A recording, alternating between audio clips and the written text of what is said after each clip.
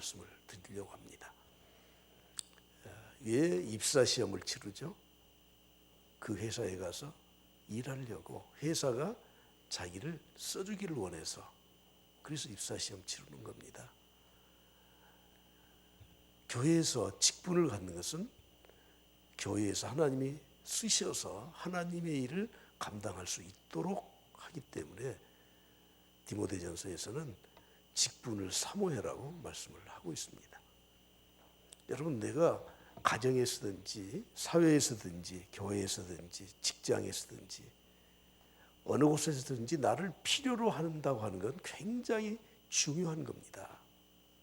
아무 데서도 당신 같은 사람 필요 없어 하게 되면은 우리의 인생에 삶의 보람도 없고 목표도 없고 의미가 없어지는 겁니다. 그런데 여러분, 하물며 하나님께서, 전능하신 하나님이 내가 너를 정말 필요해, 그래서 하나님이 나를 뽑아주시고 하나님의 일을 맡겨서 내가 그 일을 감당한다는 것은 엄청난 특권이고 축복이라는 것을 우리는 꼭 알고 세상을 살아가야 합니다. 오늘은 다윗에 대해서, 그리고 다윗을 따르던 그 용사들, 그들이 어떻게 다윗을 섬기고 하나님의 나라를 섬겼는지에 대해서 말씀을 좀 드리고자 합니다. 요즘 세계 모든 나라가 지난 2달, 3달 동안 너무나 큰 고통 가운데 쌓여 있지 않습니까? 지금 우리에게 있는 코로나의 질병은, 이 전염병은 심각한 위기에 우리를 몰아넣고 있다는 것을 우리는 다 알고 있습니다. 특히 이 코로나의 질병에 직접적으로 감염된 당사자들은 엄청난 고통 가운데 있습니다. 그들이 겪을 후유증은 이루 말할 수가 없다는 것입니다. 국제학술지 사이언스에 의하면 코로나19로 인해서 폐나 심장, 뇌 질환에 관련된 합병증들이 오게 될 것이라고 말을 하고 있고, 이들이 이런 고통을 겪으면서 인지장애는 물론이고 우울증에 빠지는 후유증이 있을 것을 말합니다. 미국의 예일대학교 의대 폐질환 중환자 치료 전문의 로렌 페렌트는 이렇게 말했습니다. 우리가 앞으로 몇 달 동안 가장 많이 직면하게 될 문제는 어떻게 이 완치자들을 회복할 수 있도록 도와주는 것이냐, 이렇게 말을 했습니다.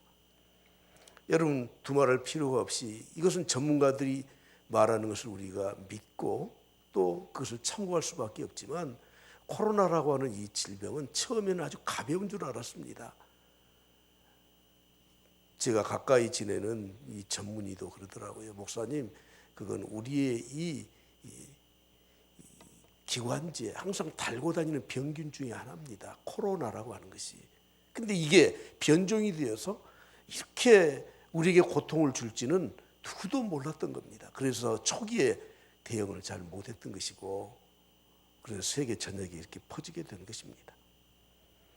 특히 중환자로 치료를 받은 이후에 그들이 겪을 것에 대한 고통은 이루 말할 수가 없고, 이것이 폐섬유라고 하는, 다시 말하면 폐가 굳어진대요. 그래서 숨을 못 쉬어서 죽는다는 겁니다. 지난 2007년 사스 때 입원해 있던 환자들 가운데 3분의 1 이상, 거의 2분의 1 가까이가 1년쯤 되니까 우울증과, 그리고 그들이 겪는 그 불안한 증세는 이루 말할 수 없어서 일상생활을 해나갈 수 없을 정도로 많은 고통 가운데 있었다고 하는 것입니다. 이 질병에 감염된 당사자들은 물론이고 오늘 사회 전반적으로 미치는 그 영향이 얼마나 큰지 우리는 지금 경험하고 있지 않습니까? 정치, 경제, 교육, 문화 모든 분야에서 위기가 몰아닥치고 있는 겁니다. 최근에 우리는 신체 접촉, 사회적 거리두기에서 1m, 2m씩 또 떨어져서 서로 가까이 했던 관계가 점점 멀어지는데, 여러분, 몸이 멀어지면 무엇도 멀어지죠? 마음도 멀어져요. 서로 허그하고 좋아서 안아주고, 여러분들의 자녀라고 함부로 요즘 안아주지도 못하지 않습니까? 사람들이 만나면 주먹질을 하고 달려들어요. 난 하지 마라 그래. 이게 별로 난 기분이 안 좋다. 악수를 해야 되는데. 그래서 보는 데서 저는 주머니에 알코올 소독약 갖고 다니면서 해가지고 나 소독했으니까 악수합시다 할 정도입니다. 단순히 이게 질병이 아니라는 것을 아셔야 됩니다. 전 세계 대부분의 나라들이 지금 마이너스 성장을 예측하고 있고, 그리고 부도와 도산의 쓰나미가 몰려오게 될 것입니다. 대량 실업이 예견되고 있습니다. 개인의 파산은 물론 국가가 부도 현상을 맞아서 국가의 존립이 우려되고 있는 현상이 우리 앞에 놓여져 있습니다. 그러나 이것보다 더 심각한 것은 교육과 도덕적인 파탄이라고 하는 겁니다. 온라인으로 수업을 하는데 이제 막 초등학교에 들어간 아이들, 담임선생님 얼굴도 모르고 한 번도 대화도 못 해보고 그동안 답답하게 있다가 엄마가 켜준 컴퓨터에서 한글 몇 자 배우는 게 이게 교육입니까? 심각합니다. 우리는 그것을 그냥 받아들여서 언제는 이렇게 되겠지 이런 생각 가져서는 안 됩니다. 대면 대화가 줄어들고 인격적인 만남이 없어지게 되고 지식을 사고 파는 정도의 교육을 가지고 어떻게 인간답게 앞으로 살아갈 수가 있겠습니까? 더 심각한 건 이것이더라고요. 그동안 이타적으로 살았던 많은 사람들이 있었는데 이제는 이런 질병과 위기에 처하게 되니까 나 살고 보자 하면서 이타적인 생활 패턴이 다 없어진다는 거예요. 우리는 깜짝 놀랐지 않습니까? 그놈의 휴지가 뭐 그렇게 중요하다고, 그 선진국이라고 자부했던 서양의 모든 나라들이 그냥 그 카트에다가 그 휴지를 그냥 몇 박스씩 그냥 싣고 가는 거 보고, 야, 이게 인간이다, 이게 인간. 이것보다 더 심각한 것은 기독교입니다. 종교입니다. 우리가 교회 가지 않고 온라인으로 예배를 드린다고 해서 두어 달 동안 그렇게 했지 않습니까? 제가 한 30여 년 전에 처음 미국에 가서 호텔에서 아침에 텔레비전을 켜니까 그 기독교 방송에 설교하시는 목사님들이 나오더라고요. 정말 스타 목사님들이시더라고요. 1시간 동안 설교하면서 그냥 원고도 없이 그렇게 자유롭게 설교를 하는데 깜짝 놀랐습니다. 그때 우려된 게 무엇이었습니까? 예배는 사라질 수도 있겠다. 자막에 나오는 그 계좌번호에 헌금 몇 푼 입금하고 편히 밥 먹다가 침대에서 일어나서 그냥 예배드리는 심각한 현상이 올 것이다. 그런데 우리가 우려한 만큼 오지 않았지만 우리는 실제 이제 경험을 해버렸습니다. 지난 2달 동안 경험을 해버렸어요. 그래, 그때도 그렇게 했잖아. 나 바쁘잖아. 그러니까 내가 기독교 채널 틀어놓고 설교 1시간 듣고 오늘 주일 예배 드리는 걸로 땡치자. 기독교 성장연구소에서 발표를 했습니다. 금년 10월이 가면 한국 교회는 출석률이 20%가 내려앉아서 그게 고착화될 것이다. 그 사람들이 다 연구해서 발표한 겁니다. 이럴 때 우리는 어떻게 해야 됩니까? 예배는 영과 진리로 드리는 겁니다. 영과 진리로. 물론 이것은 성경적, 신학적 해석이 있어야 되지만, 그러나 핵심은 영과 진리로 드리는 예배이지만, 그러나 우리가 형식은 시간과 장소를 구별해야 되는 겁니다. 왜 하필이면 주일날 꼭 예배를 드려야 됩니까? 이젠 이런 것들이 무너지게 된다는 거예요. 사랑하는 성도 여러분, 이럴 때 알곡과 쭉정이가 가려지게 된 것 같습니다. 여러분들이 그동안 답답했던 가슴을 안고 오늘 모처럼 나와서 예배를 드리면서 앞으로는 어떤 환경에 우리 부딪힐지라도 하나님 앞에 우리의 신앙을 고백하고 예배하는 이런 문제들은 우리가 정말 진실하게 해야 되는 그런 마음의 다짐이 있길 간절히 바랍니다. 할렐루야. 저는 이번에 우리 성도들에게 문자로 또 인사를 드리면서 맨 마지막에 이렇게 썼습니다. 우리 성도들은 주민들에게 교회에서 도움을 줄 수 있는 것이 무엇인지를 좀 생각합시다. 그리고 우리 그리스도인들은 세상에 소금과 빛으로 살아가야 합니다. 이렇게 썼지만 막상 이것이 도대체 어떻게 우리가 이 일을 해야 될 것인가를 생각하니까 좀 막연해요. 그래서 어제 교역자 회의 때 제가 교역자들에게 물어봤습니다. 어떻게 해야 되죠? 어떻게 해야 됩니까? 어떻게 우리 이웃들에게, 주민들에게, 믿는 성도들로서 소금과 빛으로서 그들에게 좀 무엇인가 도움이 되고 본이 될 수 있는 그런 일을 할 수 있겠습니까? 참 막연하더라고요. 그런데 어제 보고를 하더라고. 이젠 5월달부터 전도 특공대에서 더 부침개 전도도 하고 5월달부터 이 지역 주민들에게 뭔가 교회에서 우리가 해줄 수 있는 것들을 찾아가려고 합니다. 사랑하는 성도 여러분, 저는 이럴 때 우리가 꼭 해야 될 일이 한 가지 있다고 생각이 됩니다. 데살로니가전서 5장 11절 말씀을 보십시오. 다 같이 한 목소리로 같이 읽겠습니다. 데살로니가전서 5장 11절 시작.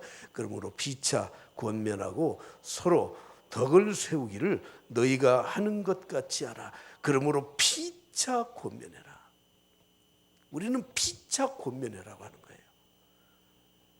지난번에 어떤 분이 자기 어머니가 마지막 세상을 떠나니까 목사님 저는 이제 고아됐어요. 그런데 고아 아니에요. 여러분 고아 아이 아자예요.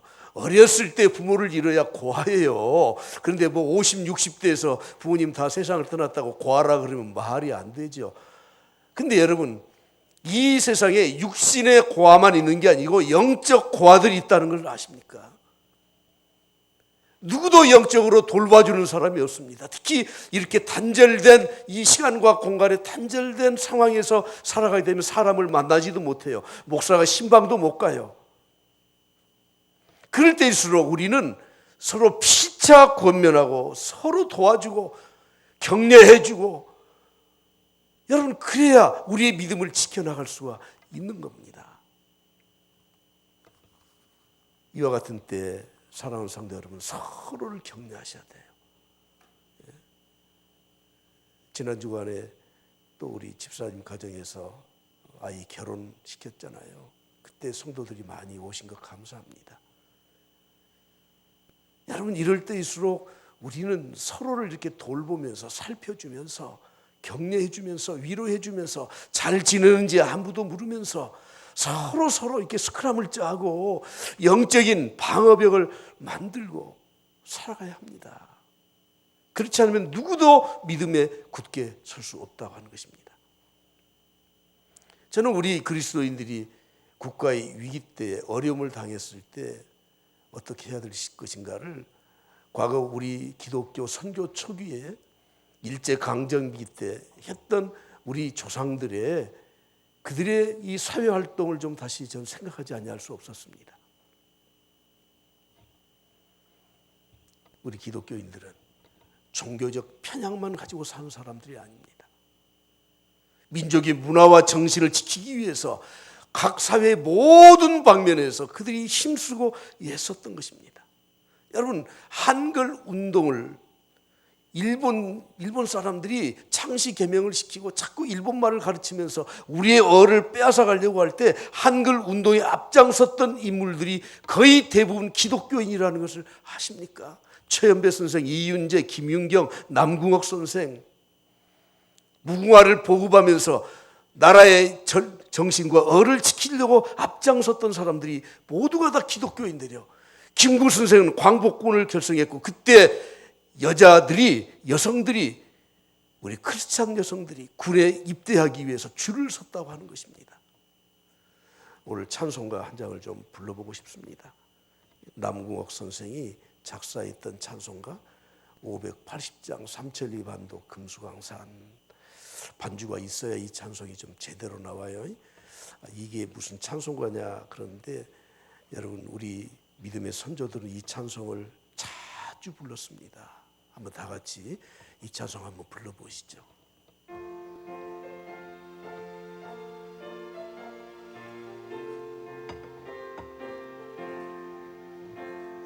삼천리 반도 금수강산 하나님 주신 동산 삼천리반 금수강산 하나님 두신 동산 이 동산에 할 일 많아 사방의 일꾼을 부르네 곧 이날에 일 가려고 그 누가 대답을 할까 일하러 가세 일하러 가 삼천리 강산 위에 하나님 명령 받았으니 반도강산에 일하러 가세.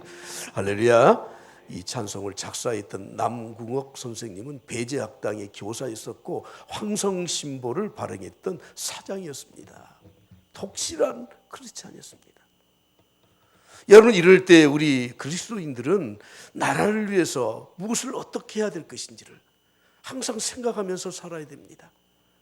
나라가 어려울 때 물산 장려 운동을 기독교에서 경제 살리기 운동을 시작했던 것을 아십니까? 신사참배를 거부하면서 신앙의 굳은 계리를 보임과 동시에 민족의식을 고취시킨 분들이 목사님들이고 장로님들이고 그리스도인들이었다고 하는 것입니다. 기독교는 언제나 어느 시대나 어느 나라에서든지 애국자요 공의의 실천자들이었던 것입니다. 오늘 저는 다윗과 그의 용사들을 살펴보려고 합니다. 다윗과 그의 용사들은 모두가 다 용기 있는 사람들이었습니다. 그들은 하나님 나라를 위해서 자신들을 바쳤던 용기 있는 인물입니다. 오늘 본 말씀 23장 4절 말씀에 보면 다윗에 대해서 지칭하는 표현이 이렇습니다. 그는 돋는 해의 아침빛 같고 구름 없는 아침 같고 비 내린 후에 광선으로 땅에서 우미 솟는 새풀 같으리라. 다윗은 아침빛 같아요. 구름 없는 아침 같아요. 비 내린 후에 광선으로 땅에서 우미 솟는 새풀처럼 왕성한 그런 하나님의 은혜를 힘입은 사람이라고 하는 것입니다. 그런데 그를 따르는 모든 용사들도 바로 그런 사람들이었습니다. 대표적인 충신들은 세 사람 오늘 본문에서 소개하고 있죠. 요셉, 바세벳, 엘르하살, 삼마. 이 세 사람은 지금으로 말하면 국무총리, 장관들의 위치에 있었던 바로 그런 사람들입니다. 오늘 본문 말씀을 자세히 보시면 블레셋과 싸움이 있었습니다. 그때의 백성들은 다 도망을 쳤습니다. 9절 말씀에 보면 다음은 아후와 사람 도대의 아들 엘르아살이니 다윗과 함께한 세 용사 중 한 사람이라. 블레셋 사람들이 싸우려고 거기서 모임에 이스라엘 사람들이 물러간지라. 이스라엘 사람들이 물러갔다는 히브리어에 물러갔다는 말은 산으로 올라갔다는 말이에요. 도망쳤다 그 말입니다. 그러나 세 용사는 싸움을 도두었습니다. 오히려 싸움을 도두었습니다. 도두었다는 말은 조롱했다, 능욕했다는 말로서 그들에게 더 싸움을 걸었다 그런 말이에요. 사랑하는 성도 여러분, 오늘 우리는 우리 주위에 있는 힘들고 어려운 상황 가운데서 도망치는 사람들이 아니라 용기를 내서 정면 돌파하는 믿음의 용장들이 되어야 합니다. 로마 시대의 훌륭한 지성인이요 장소였던 세네카는 이렇게 말했죠. 일이 어렵기 때문에 용기가 없는 것이 아니다. 일이 어려워서 용기를 잃는 것이 아니고 용기가 없기 때문에 일이 어렵게 보인다고 말을 했습니다. 여러분, 우리 주위에 있는 상황은 절대 변하지 않습니다. 코로나19요, 다음에 더한 질병이 우리에게 올지 몰라요. 김정은이가 죽든 살든 그것은 사실은 변하지 않습니다. 이 나라의 전쟁의 위험과 고통은, 경제적인 위험과 환난은 변하지 않습니다. 올 수도 있고 안 올 수도 있습니다. 문제는 무엇입니까? 그런 것들이 부딪혀 있을 때 용기 없이 도망치는 것이 문제예요. 세네카의 말처럼 어렵기 때문에 용기가 없어지는 것이 아니라 용기가 없기 때문에 일이 더 어렵게 생각이 된다는 것입니다. 여러분, 이럴 때일수록 우리는 절대 물러서지 않는 믿음을 가지고 담대하게 살아갈 수 있기를 간절히 축복합니다. 헬렌 켈러가 이렇게 말을 했죠. 우리는 이론을 위한 용기는 풍부하다. 사람들은 말은 잘해, 이론은 많아요. 그러나 실천을 위한 용기가 부족하다고 하는 것입니다. 두 번째로 다윗의 장수들은 용기가 있었고 자기를 희생할 줄 아는 사람들이었습니다. 오늘 13절 이후에 하나의 스토리가 나오는데 다윗이 성에 올라가서 아래를 내려다보니까 베들레헴이 보여요. 그런데 다윗이 과거를 회상을 해보니까 자기가 목동이었을 때, 어렸을 때 베들레헴에 그 우물 하나가 있었는데, 그 샘이 있었는데 얼마나 물이 맑은지, 그래서 자기도 모르게 말을 한 겁니다. 야, 저 샘 보이지? 저 내가 어렸을 때 벌컥벌컥 마셨던 정말 깨끗한 샘이야. 그런데 그 옆에 다윗의 그런 말을 듣고 있던 장수들이 팔을 걷어붙이고 지금 블레셋 군대가 에워싸고 있는 그 적진을 뚫고 들어가서 그 샘의 물을 퍼와요. 그런데 여러분 17절 말씀에 보면 이렇게 말씀을 하고 있습니다. 내가 나를 위하여 결단코 이 일을 하지 아니하리라. 이는 목숨을 걸고 갔던 사람들의 피가 아니니까 하고 마시기를 즐겨하지 아니한다. 이렇게 말씀합니다. 다윗이 내가 괜한 말 했구나. 괜히 쓸데없는 말 했구나. 그래서 나는 이것은 내 용사들의 피다. 나는 마실 수가 없다. 그래서 여호와의 제단에 부어드려요. 여러분, 다윗은 물론이고 그리고 다윗의 이 용사들 37명의 명단이 오늘 본문 말씀에 나오는데 이들은 모두가 다 용기가 있었을 뿐만 아니라 그것이 말로만 하는 용기가 아니라 실천적 용기를 가지고 있었던 거예요. 오늘 이 순간에도 우리에게 하나님은 이런 자들을 요구하고 계십니다. 여러분, 사회는 변하지 않습니다. 힘든 상황들 변하지 않습니다. 그대로 있을 것입니다. 그럴 때 우리는 하나님을 믿고 의지하면서 용기를 가지고 나아가야 되는데 그 용기로 내 자신을 희생할 수 있는 그런 사람들, 그 사람들을 통해서 하나님은 하나님의 나라를 이루어 가신다고 하는 것입니다.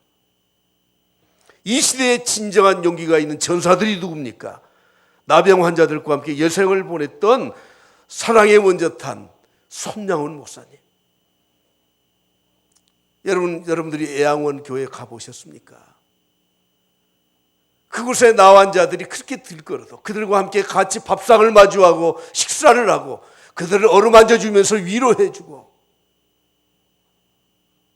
하와이 몰로카이 섬에서 33살에 그 섬에 들어가서 평생을 보냈던 다미안이라고 하는 신부, 인도의 칼커타에서 빈민을 도우면서 한평생을 살았던 테레사. 여러분, 그들은 믿음의 용기를 가지고 자기를 희생하면서 헌신하면서 그 자리에서 하나님의 일을 감당했던 믿음의 전사들입니다. 캠브리지 대학의 역사학자인 글로버 박사는 기독교인들이 신앙으로 승리할 수 있었던 3가지 이유가 있다고 말을 했습니다. 역사학자로서 그는 이렇게 말을 했던 거예요. 기독교인들은 더 많이 인내를 했었다. 기독교인들은 더 깊이 생각을 했었다. 하나님의 말씀을 그들의 가슴에 담았다는 것이죠. 그리고 마지막, 기독교인들은 더 많이 죽어갔다. 여러분, 앞으로 우리에게 부딪힐 환난과 고통의 역사는 더 빈번하게 일어날 수도 있습니다. 그때 우리는 어떻게 우리의 믿음을 지켜나갈 수 있습니까?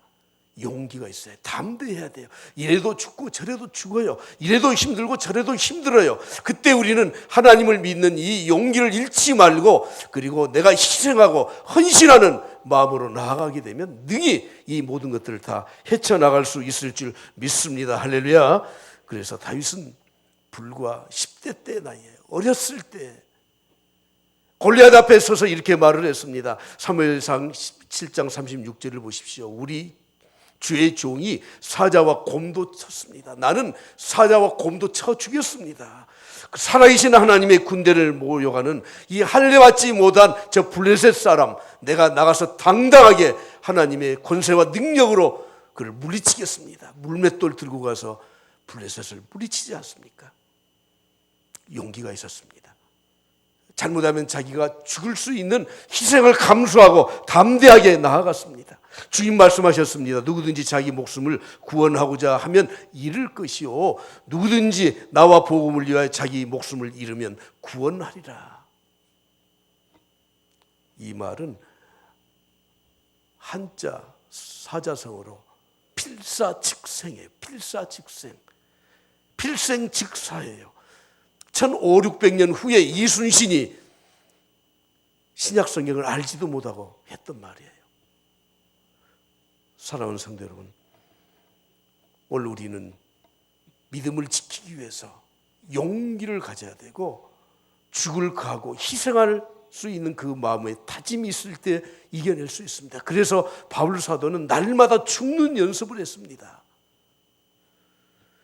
고린도전서 15장 31절 말씀 끝부분에 보면 이렇게 말씀하죠. 나의 자랑을 두고 단언하노니 나는 날마다 죽노라. 날마다 죽는 연습을 통해서 사도 바울은 자기의 믿음을 지켜나갔었던 것입니다. 황후 에스더도 똑같은 말을 했죠. 죽으면 죽으리라. 나는 죽으면 죽으리라. 죽을 각오를 하고 사는 사람들에게는 누구도 견줄 수 없다는 것입니다.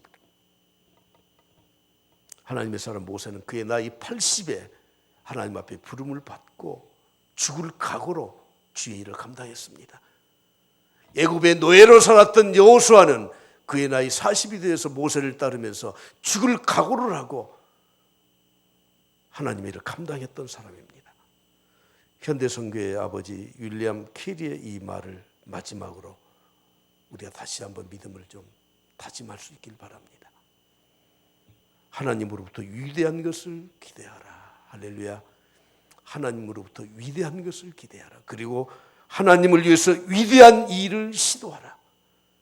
오늘 이 시대에 사랑하는 성도 여러분, 힘들고 어려운 일이 없는 시대는 없습니다. 이런 어려움, 고통 가운데서 우리가 살 수 있는 유일한 길은 무엇입니까? 우리의 믿음을 굳게 하는 것입니다. 어떤 상황에서도 흔들리지 않는 믿음의 용기를 갖는 것입니다. 그리고 죽으면 죽으리라 하는 마음으로 우리가 내 자신을 희생할 때, 그때 이 나라가 바로 서고 교회가 굳게 세워지고 여러분의 가정이 탄탄한 믿음의 반석 위에 서게 될 줄 믿습니다. 하나님 아버지 감사합니다. 오늘 다윗의 용사들의 믿음이 어떤 믿음이었는지 저희들 다시 한번 살펴보았습니다. 하나님께 쓰임받는 성도들 되길 원합니다. 하나님께 쓰임받는 교회 되길 원합니다. 이 민족이 마지막 때에 하나님 앞에 쓰임받는 제사장의 나라가 되기 원합니다. 믿음의 용기 갖게 하시고 우리 자신을 희생하며 하나님 앞에 제물로 바쳐드려서 하나님께서 저희들을 사용하셔서 하나님의 뜻을 이룰 수 있도록 은혜 내려주시고, 이런 환난과 고통 가운데 절대 저희들의 믿음을 뒤로 하거나 물러서지 아니하도록 힘과 용기를 허락하여 주시옵소서. 예수님의 이름으로 감사하며 기도드립니다. 아멘.